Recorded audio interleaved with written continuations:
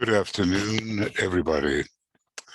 It's now been quite a while since I've been able to come back here and continue with the 6 stages of discipleship.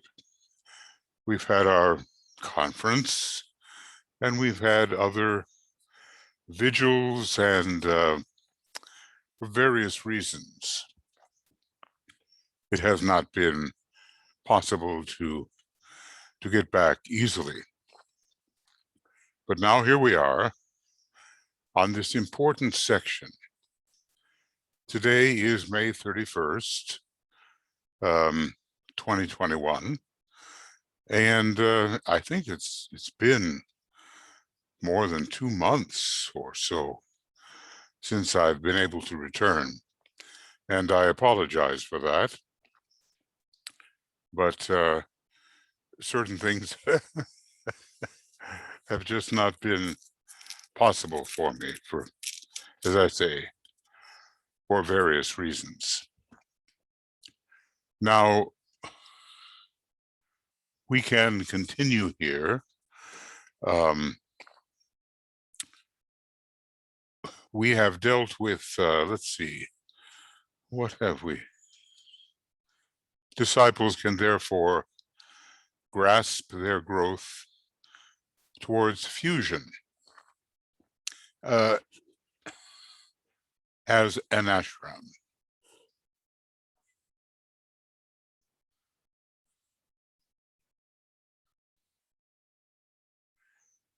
So disciples can therefore grasp their growth towards fusion as an ashram in process of physical exteriorization by the developments of their spiritual recognition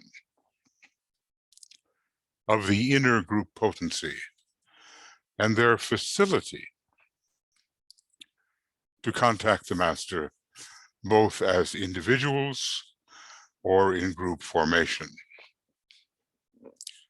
I think there is a sense in which the master lays great emphasis upon the approach of the entire group towards him, and especially at the time of the full moon. Not so many within his groups could do this individually. And he did say, however, that some knew the methods of doing so. All right. One of the things going on now, one of the things which a master has to do is to teach his disciples to study and register truthfully their usual point of daily focus. Well, you know how it is. There's so much exaggeration, let us say, unfortunately. And this exaggeration makes for a situation in which the disciple does not truly understand the lower level, or let's just say the level of contact that he or she has achieved. So often there is conceit, if you will, and exaggeration. Now, let's see here. I'm going to try to, yeah, I almost forgot how to do this, how to outline these things. Teach his disciples to study and register, and really the word is truthfully, their usual point of daily focus. That that can be a problem because, so many people are in a hurry. They are ambitious. They want to achieve suddenly and without the requisite effort what they eventually will achieve. So they exaggerate their point of contact, and they imagine that they are really in touch with the master when this is not the case. So this constitutes the usual introspective training, and when followed sanely and wisely, leads to the realization of the true, persistent inner level of consciousness. This is not that sort of morbid introspection which the Tibetan often decries. He says, no, this is not what is needed, but this is the true introspective training. And notice his emphasis upon the words sanely and wisely. Roberto Assagioli always used to quote the Latin, the English of which is make haste slowly. So this is the kind of training that we are undergoing if we simply have the sane and wise patience to undertake this training in the manner that the Tibetan actually suggests. It fosters also a recognition of the need to overcome limitation. Frequently not the limitations usually registered, the hidden limitations, which the Tibetan advised his students of when he took them under his teaching. Frequently, their limitations were not what they expected, and the necessity for breaking the barriers imposed by the personality. Well, I'm sure we're all aware of certain limitations, but the surprising thing may be that they are not the limitations we imagine. The whole process might be summed up in the following words. The purpose of the ashram and the training, excuse me, training which it gives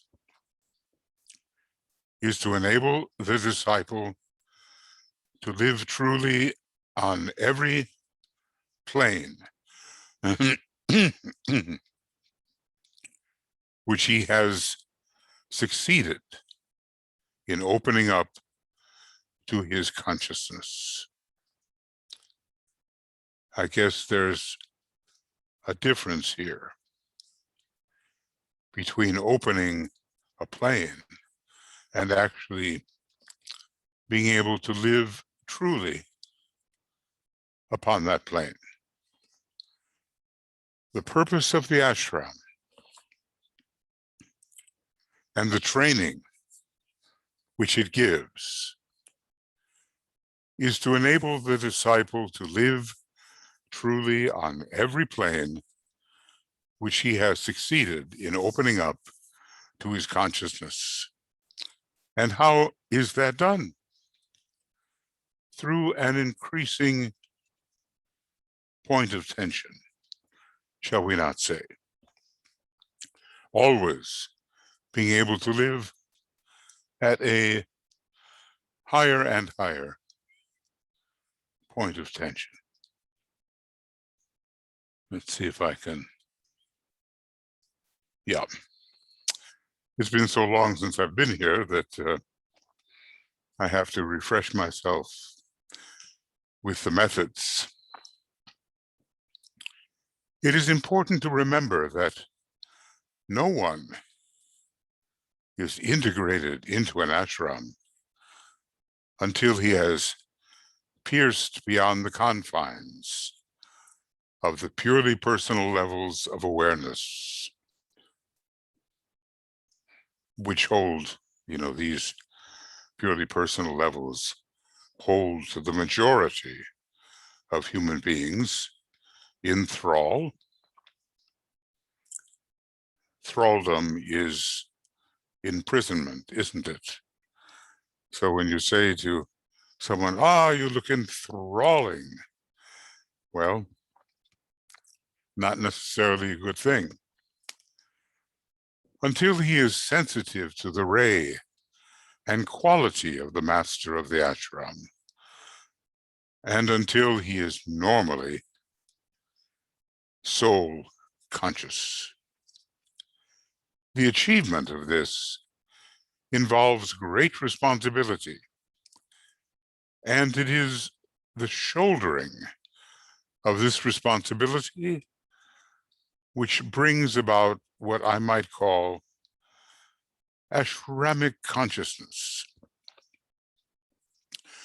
a consciousness devoid of self-interest and always preoccupied with the essentials of spiritual living. This is such an important segment here. Let's make it a little bigger. And I'll repeat it. I feel like it's so important, it needs to be repeated.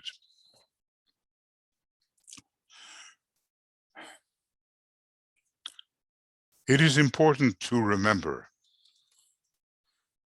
that no one is integrated into an ashram. It's not a question of just, barging in an unrelated manner until he has, now here's the word, pierced beyond the confines of the purely personal levels of awareness. That may mean, yes, there are still some personal levels of awareness, of course, but they are not purely personal, such as enthrall so many, capture so many, until he is sensitive to the ray and quality of the master of the ashram. After all, how else could he carry forward the master's behests unless there was at least some similarity of soul or monadic ray,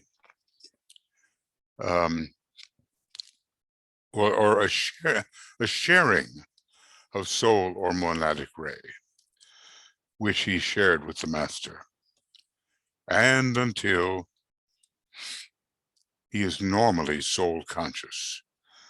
Now that seems maybe an easy thing to achieve because we repeat it so often.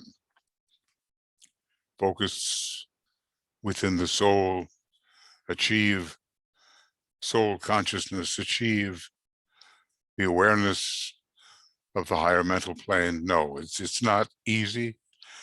And the reason for our lack of success in meditation is simply that it's not easy.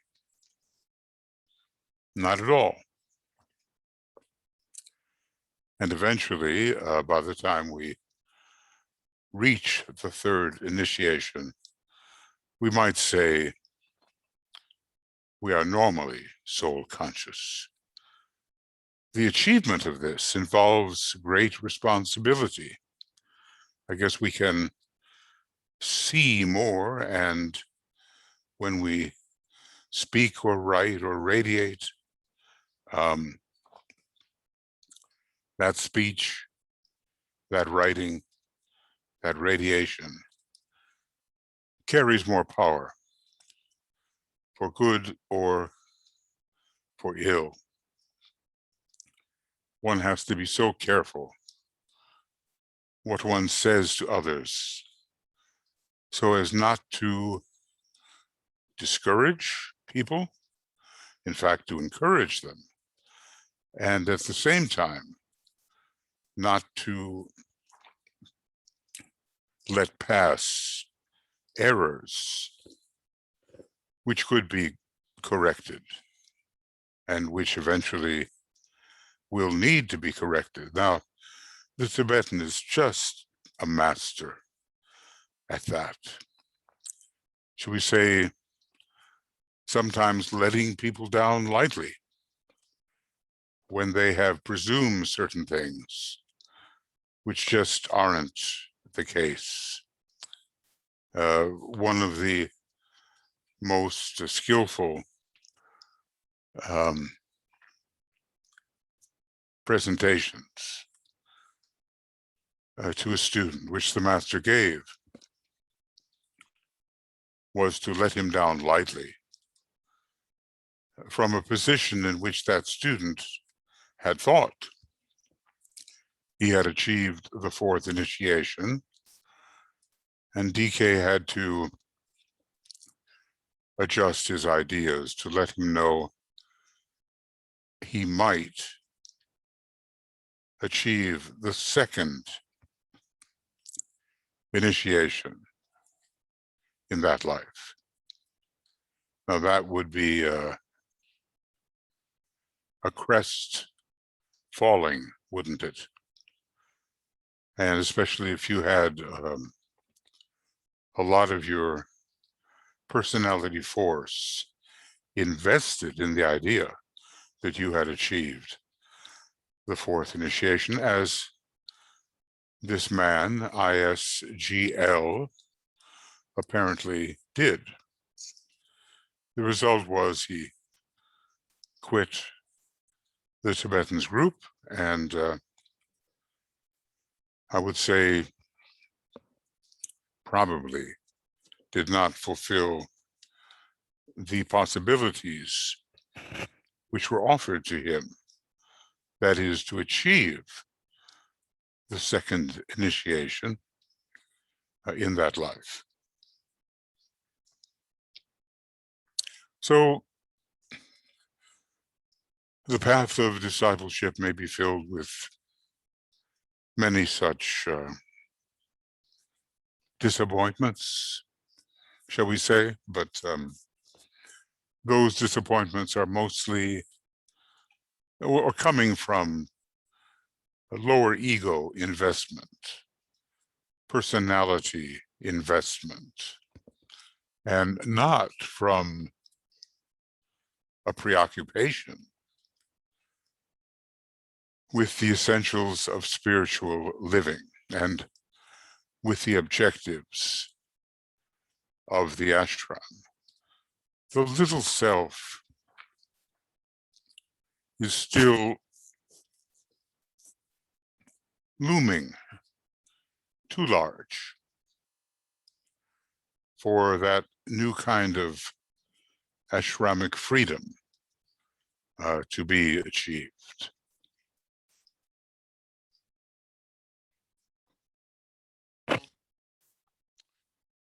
Okay, going on then. The primary preoccupation of chelas at the beginning of their technical training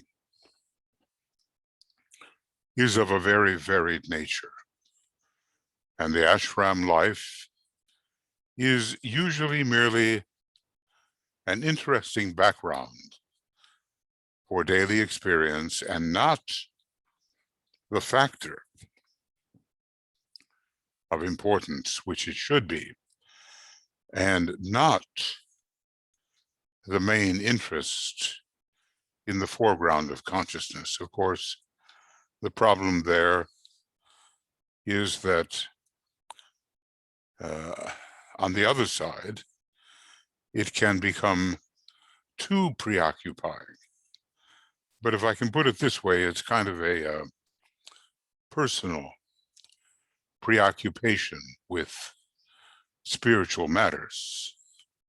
So again, there's still a great deal of the person involved in the Ashramic interest. And I suppose it depends on what the individual has achieved and what the next step may be. And the master has to be ever so attentive and perspicacious, if I can use that word, to see what is the next step in the training of his newly entering disciple. So he's saying, really, we don't take it seriously enough. The necessities of daily living, everyone has to deal with them, of course. The many and diverse family contacts, each with their particular karma and their tendency to evoke from us responses which may be good or not so good. The resentments against life and its impacts, as if one were treated unfairly, knowing that karma is just. A dislike of criticism and of being misunderstood. The many problems of character, presumably our own character, which evokes adverse reactions from those around us, the pressures of psychic unfoldment, an inevitable process, but probably confusing at first, and the pettiness of circumstance, how we have to just deal with 1,001 things which don't seem all that interesting, frequently loom so large that awareness of the ashram and its life is only an occasional inspiration instead of a fixed habit of thought. A fixed habit of thought. Well, we know at high points, such as the full moons or new moons or special festivals, inspiration can come, will come. But imagine that the ashram becomes a fixed habit of life. Attention to the ashram is approached from such a steady point of tension relative to the appropriate level that awareness of the ashram becomes a fixed habit of life.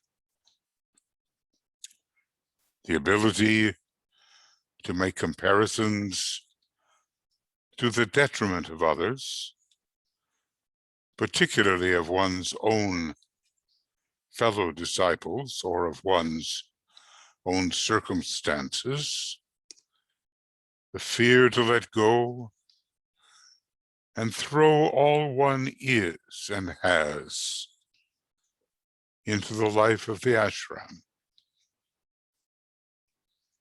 That grips many, does it not?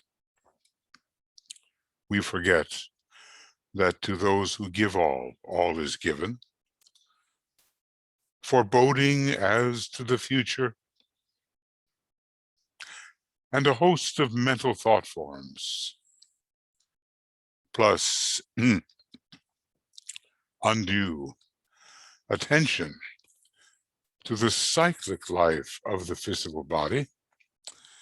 And there are a number of these cycles, maybe some of them biorhythms and other prevalent cycles. Present the master with an appalling picture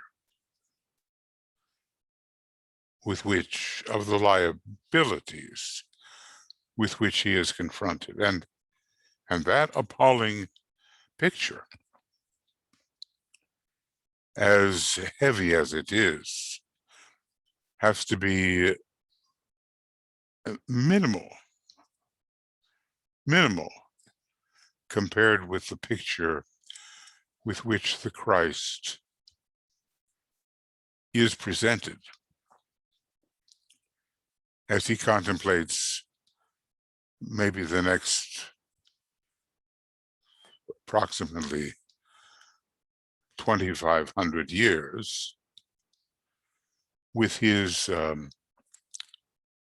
physical appearance within humanity and his, what can we call it, assignment, accepted assignment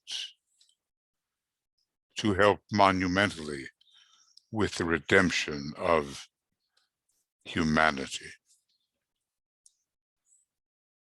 Well, this is a picture from the master's point of view.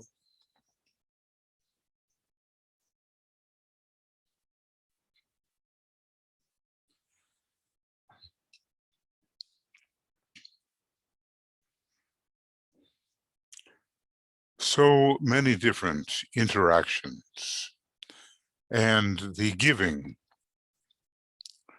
of too much attention to these interactions so that a steady awareness or focus upon the ashram is veiled. I think if we are honest, we will recognize a number of these as veiling factors, a number of these tendencies as veiling factors.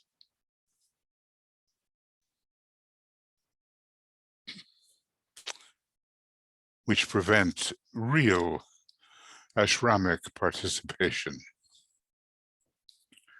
or at least it takes place more slowly than otherwise it would have to.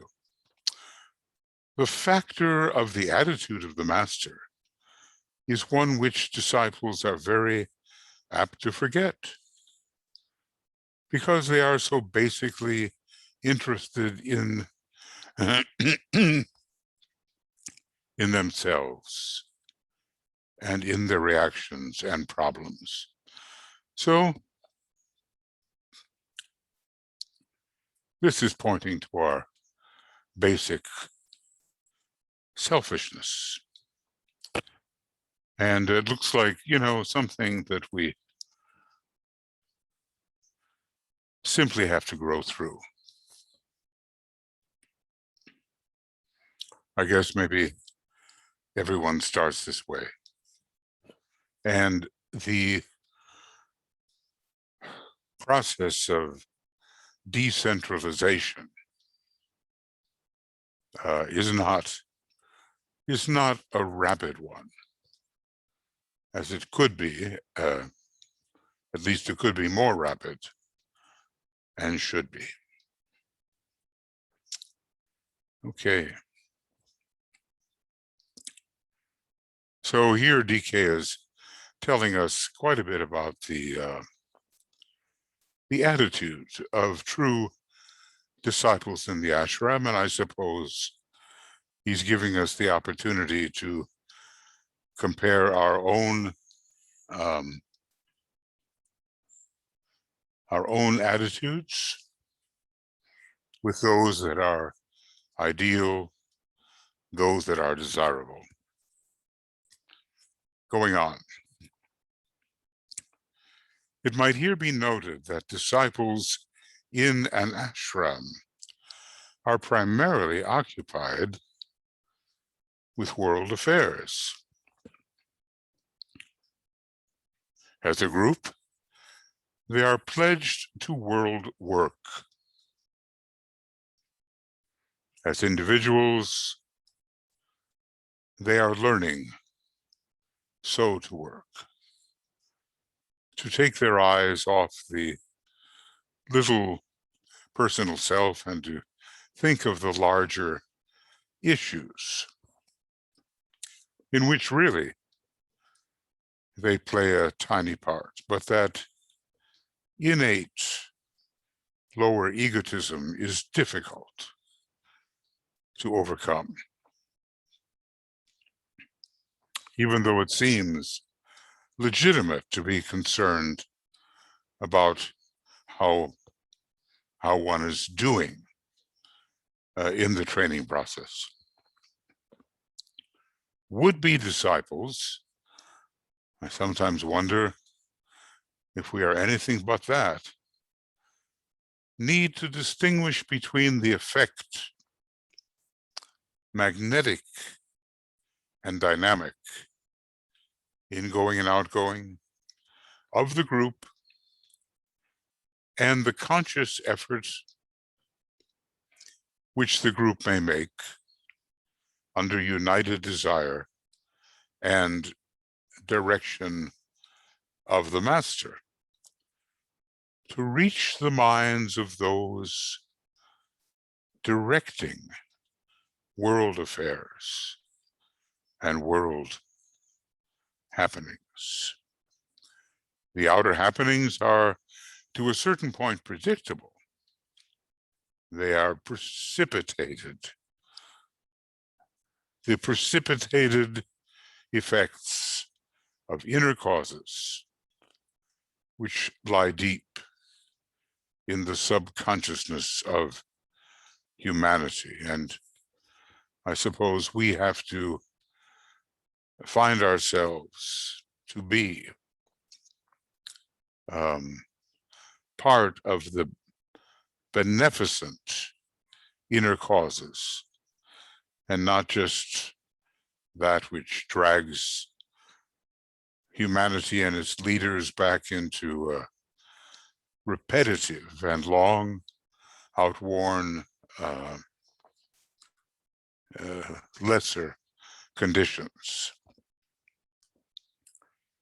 So hidden causes which lie deep in the subconsciousness of humanity, these can be noted and up to a certain point offset or stimulated by the group potency. This is one of the major tasks of the hierarchy. When he says something like that, we want to take note. The masters work in the light and in the realm of causes. Disciples are as yet necessarily involved in the world of effects and therefore of illusion. So the world of effects is, as here given, the world of illusion. to work dominantly with the focal points of spiritual energy upon the outer plane immediately involves two factors. So what I will do, I'll go back here and emphasize the world affairs, which should be our center of attention.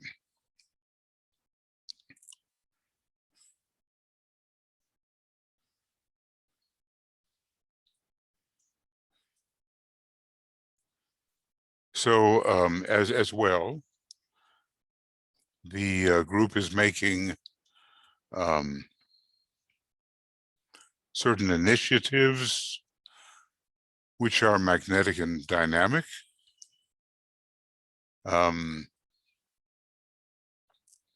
And also is responding to the master. To distinguish between these is important. And we can, under the master, reach the minds of those who are leading, who are conducting world affairs. Okay.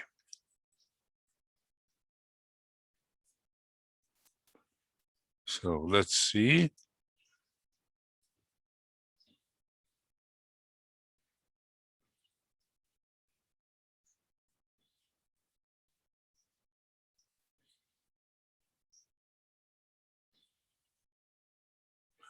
I think I'm going to have to, sometimes it happens that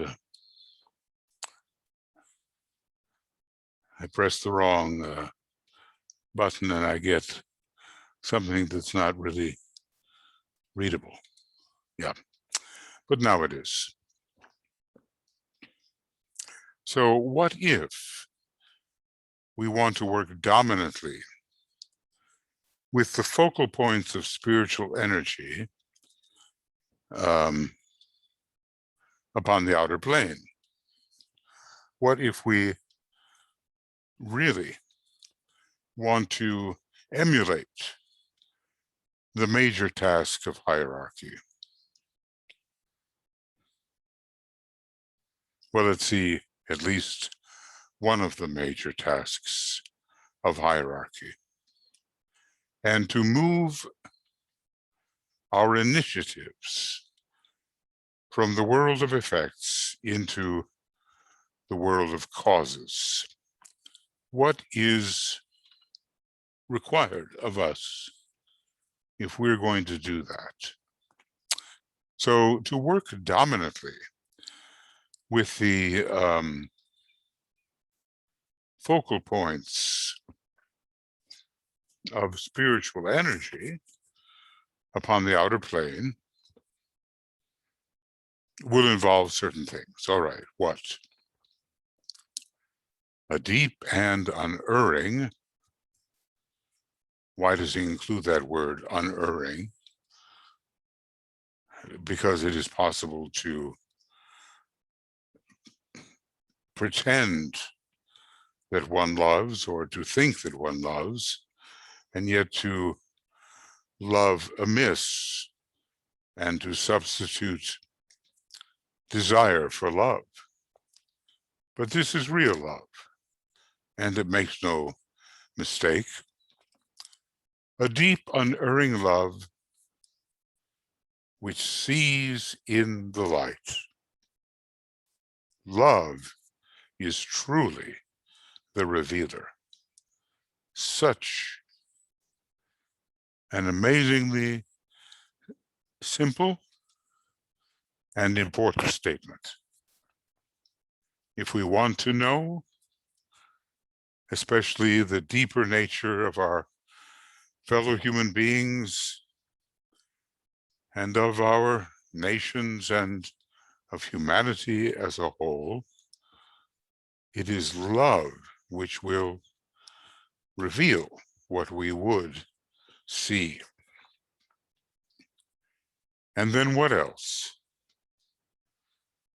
The power to withdraw completely as individuals and as a group from the world of physical reactions, emotional biases, and to work on mental levels, therefore, to abstract ourselves from the emotional and etheric physical, but especially the dense physical levels of reaction. There, and to focus on mental levels. This is often learned under Mercury and in relation to the sign Scorpio, but not exclusively so. And what is the advantage? There, the disciple is focused in his lower mind, but consciously oriented towards the soul, and is becoming increasingly sensitive to the intuition and toward the vision and the plan. Remember, conceived upon atomic levels, the plan, at least conceived by members of the hierarchy upon atomic levels, as well as towards the group soul and to the master, all in this order of response. So intuition, vision of the plan, group soul, and the master. Okay. Let's see if I can get a little something here.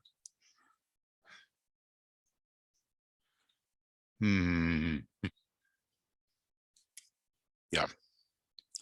So mind, soul, intuition, group, soul, master, in this order. Okay.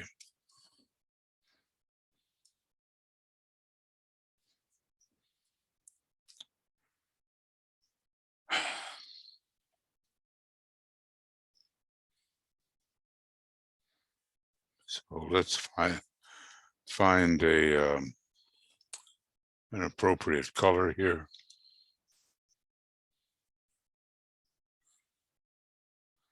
I think we can do that. Yeah, we can do that.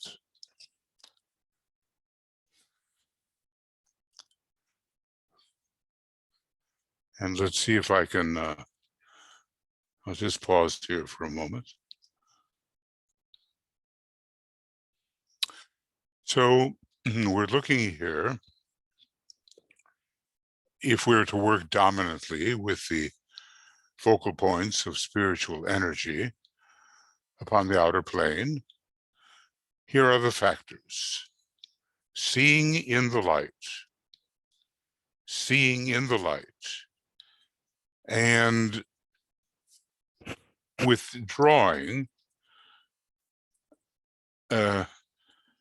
completely from physical reactions and emotional biases, and to focus on mental levels. Maybe not so easy to do. And let's see here.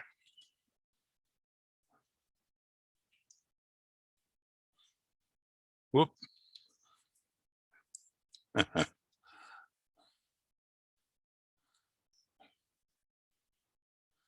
Let's see if I can get this to be correct.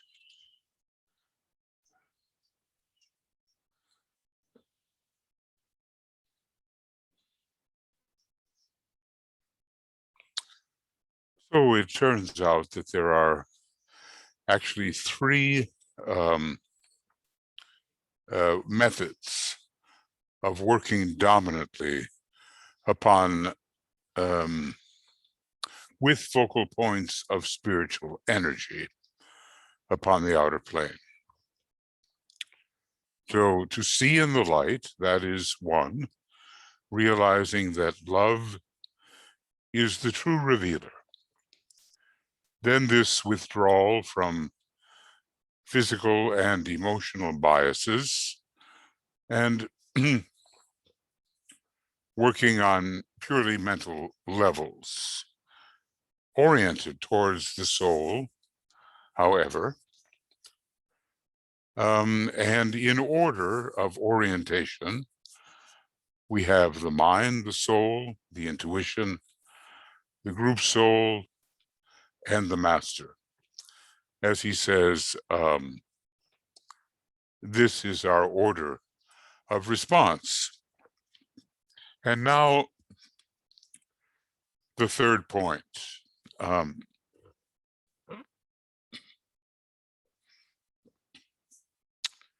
Next follows, he says, the power as a group to formulate the desired thought effect in such a manner that it will reach the mind or the soul of those you seek to contact, to project the thought form built in such a way that it will be of the type and quality needed to evoke response. This is part of speaking proportionately to your interlocutor, to the person with whom you are dealing, or the soul with whom you are dealing, and going on, so meet the need of those the disciple is seeking to help and strengthen. It's a bit of a magical process, is it not? The projected thought form will embody the light and love as well as the idea of the group in conformity with group vision. So to have good intentions is not enough, but to have the skill in action to actually reach the individual or the groups even that one is trying to contact, this is required. So if we want to work from inner points of causes into the outer world of effects, these three factors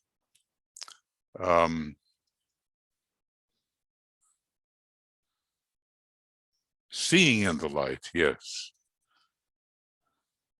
Withdrawing from the lower reactions, and right formulation of the thought form to be projected and hopefully to do some good. These are the three factors which enable us to work successfully. Now,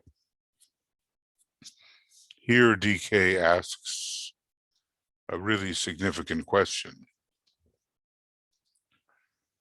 For how many is this kind of work possible? Not many as yet.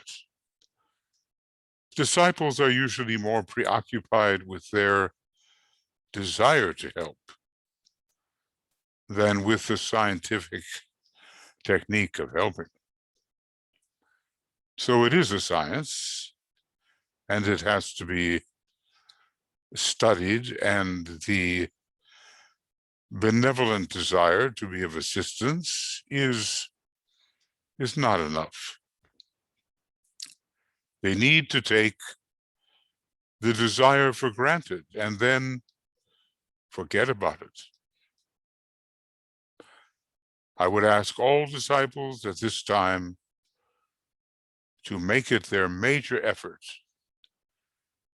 to see the vision clear, to recognize and know for what they are those who are in high position, this factor of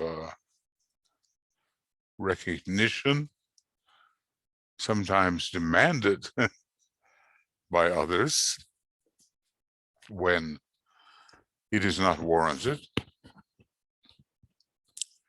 But nevertheless, there are those always ahead and offering the helping hand.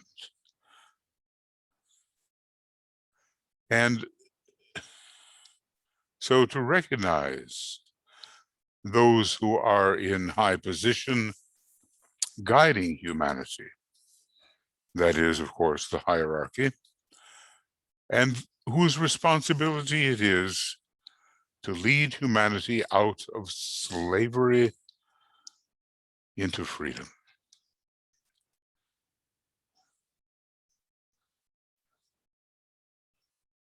This is what falls upon us as a responsibility and a worthy one that we cannot evade. So ask yourself, we all want to help, don't we?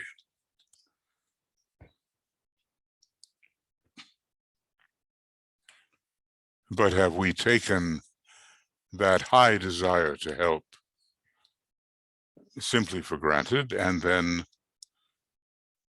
studied carefully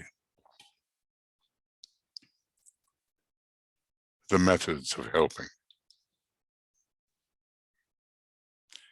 He certainly does point out the fallibilities through which it seems we almost inevitably travel.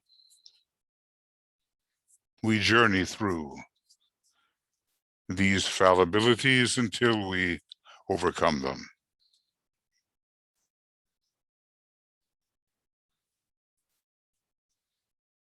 And it's so possible to become attached along the way and to lose one's freedom of expression by becoming enthralled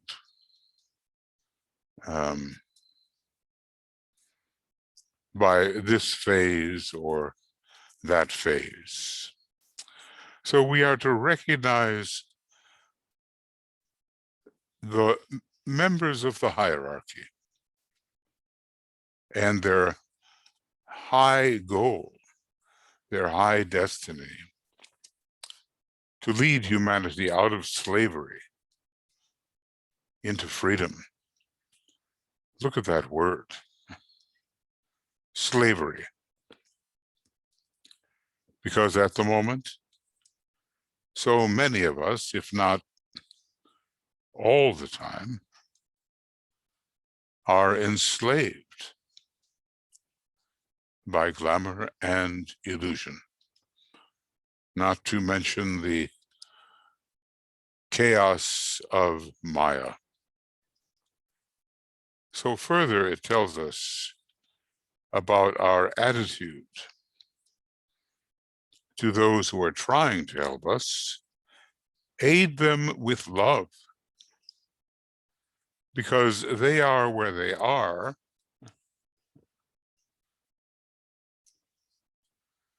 through their individual destiny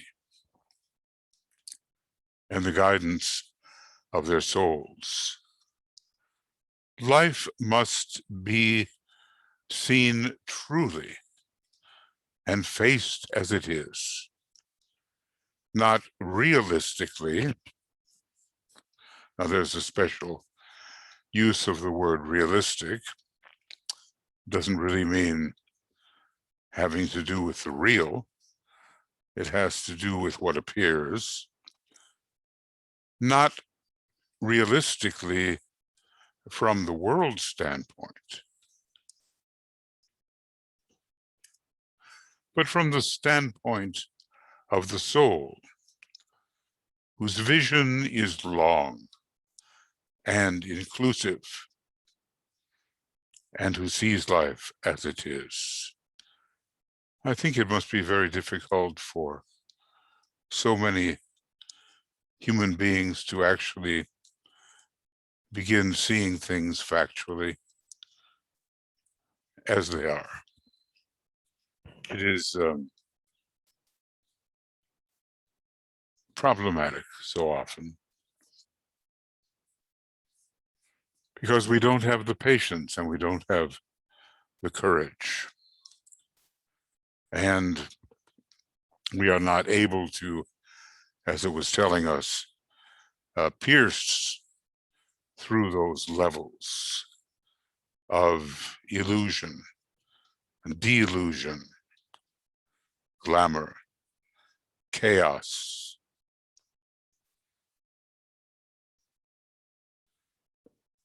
But we will learn, and soul vision will become ours.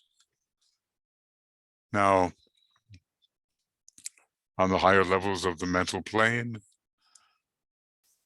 when our consciousness is focused there, we can share in the long vision of the soul.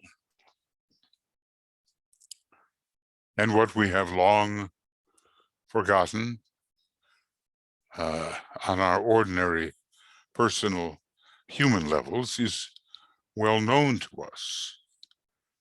Maybe a number of lives ahead. It's said the angel can see forward several lives and backward also, and has a much clearer idea of the whence, whither, and wherefore than the man will in his ordinary personal consciousness. And that's maybe why it's so important, to gain this vision of the soul, so we can have the necessary patience to follow the correct trajectory into a more spiritual way of living.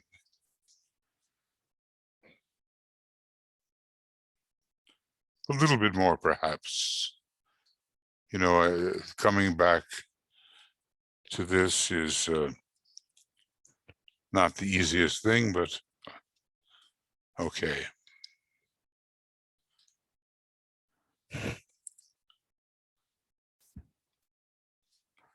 The acceptance of facts is one of the first duties of a disciple. Well, we are being challenged even now in society by statements which are fact-free.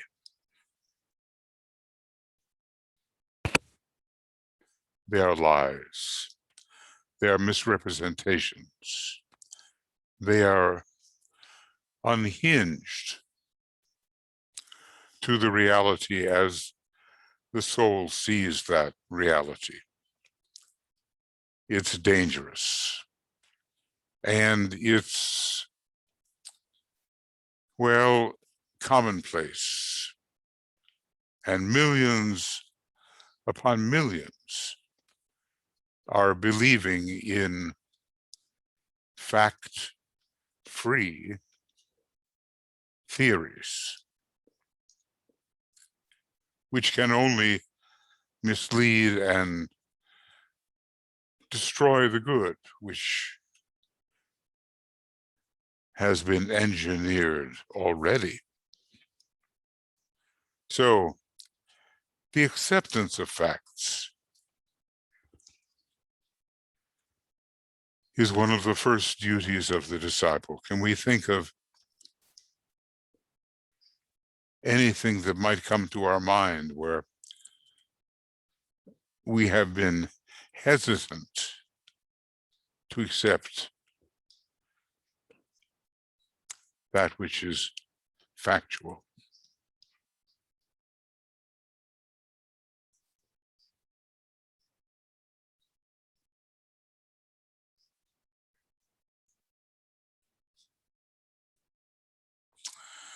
So, in the task of aiding humanity,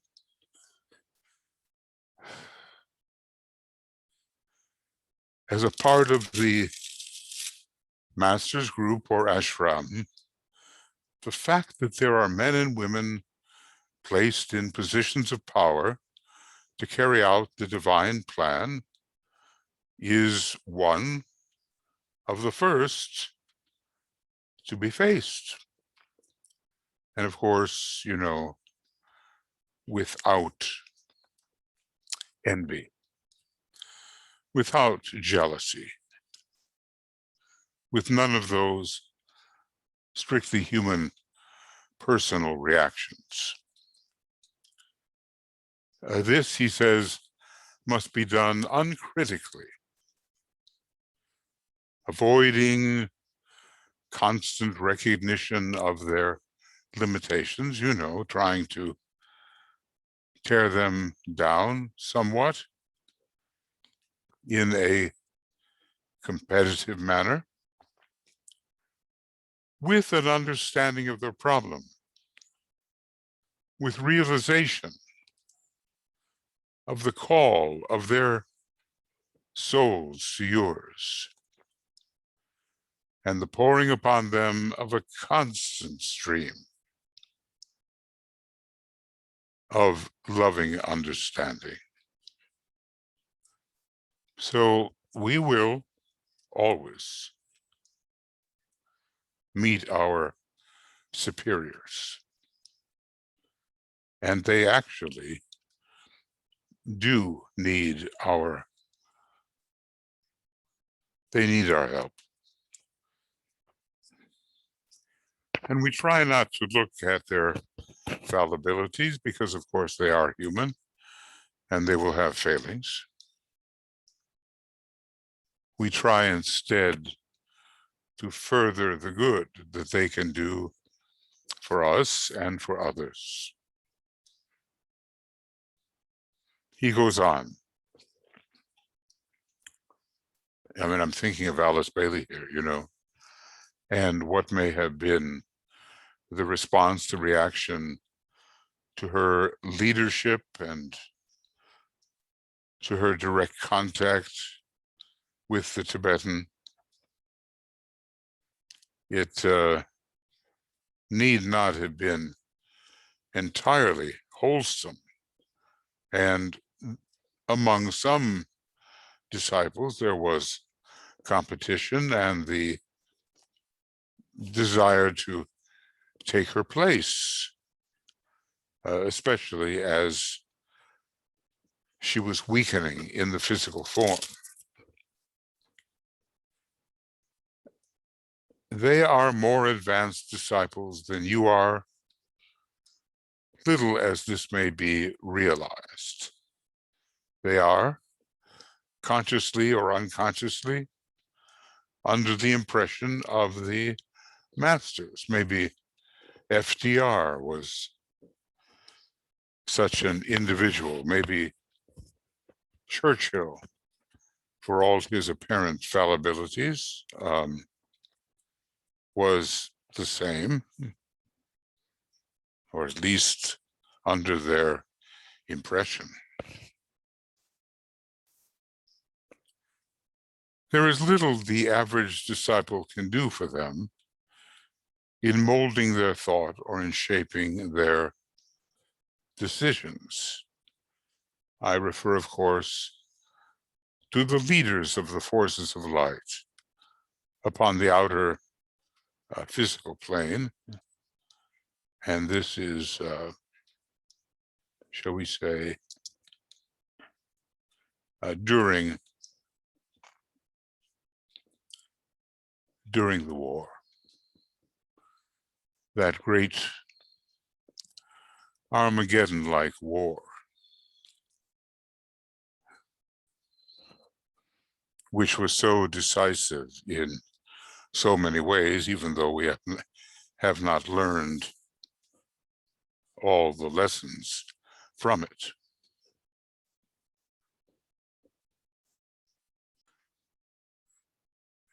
But here is something we can do.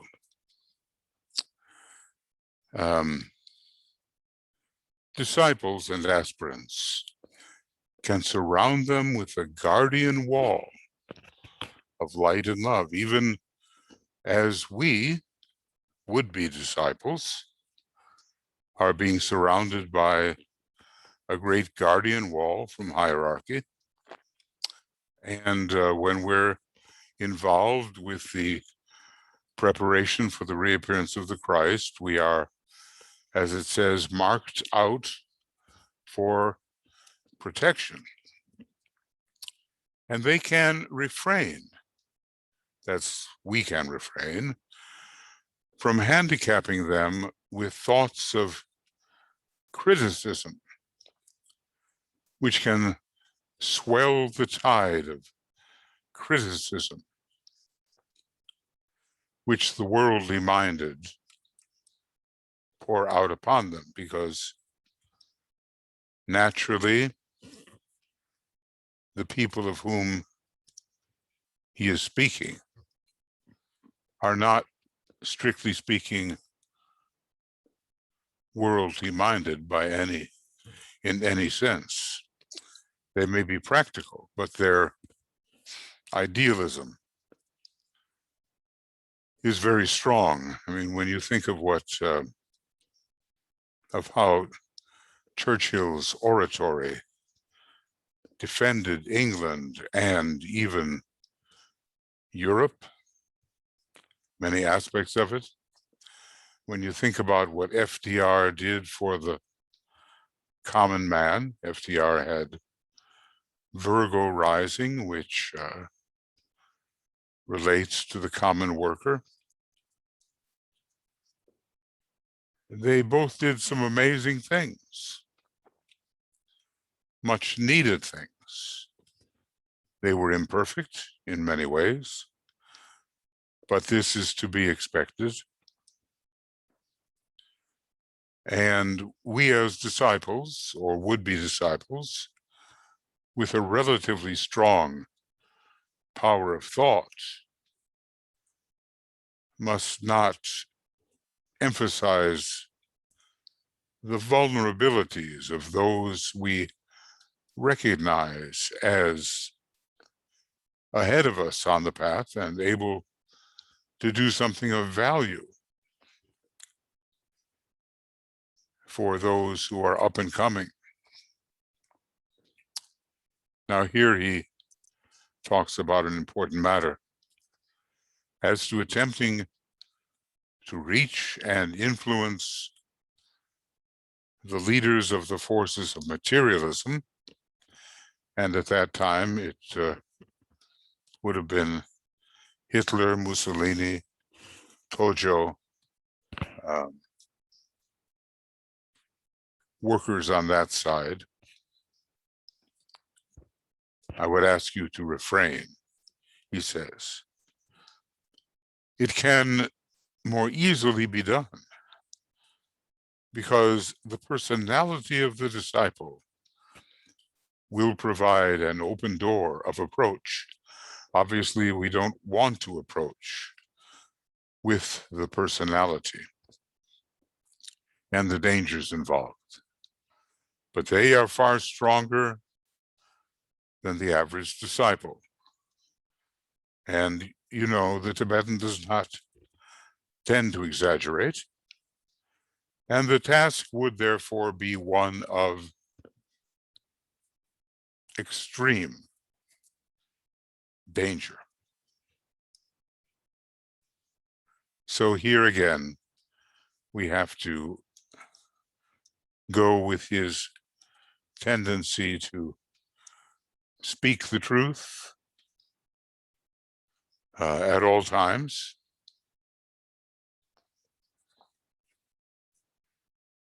and even now there are those who work along this line, maybe not with the same obsessive power that took place during the Second World War, but still certain leaders aided and abetted by the negative forces. We have to be cautious. He asks us to refrain from attempting to reach them and influence them. We might simply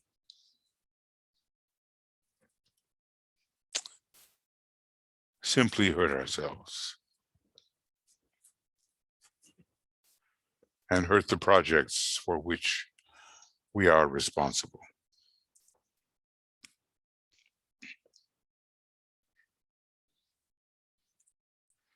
Let's see.